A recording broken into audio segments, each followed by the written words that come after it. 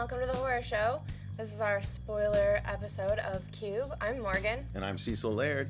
And what was one of the coolest things that you liked about Cube that we couldn't spoil? Well, a lot of the deaths were really cool, like when they did the gas.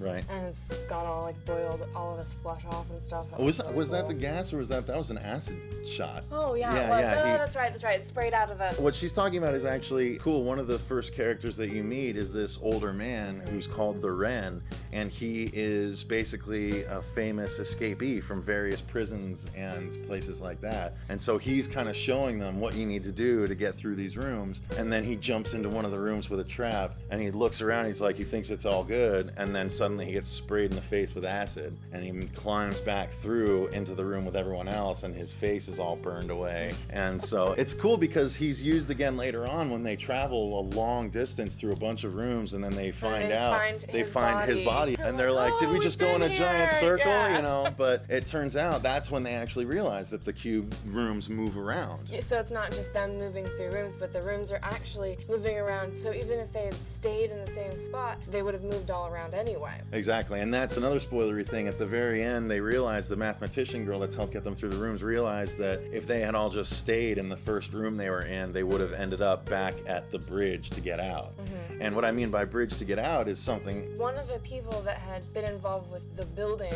of the cube was actually in Cube the whole time with all of them. One of the group members, the whole time. Right. He actually helped build the shell of the area that they're all in, and at one point they move to the edge, right? Mm-hmm. The mathematician works it out with the numbers, how to do that. They work them out a path, and it's basically an entire drop. They realize that the cube is actually 28 by 28 by 28 rooms or something like that.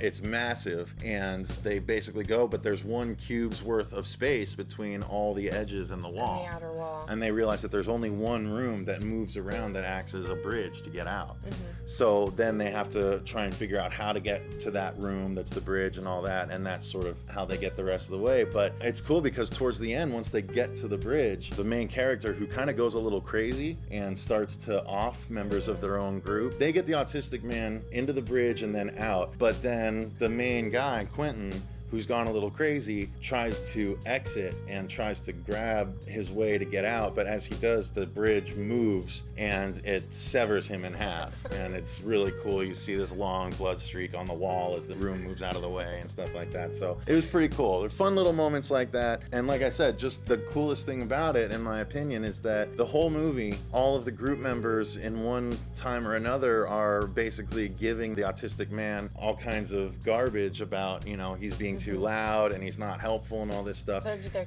he's keeping them. He's holding them back, right. Slowing them down. Exactly. They can't.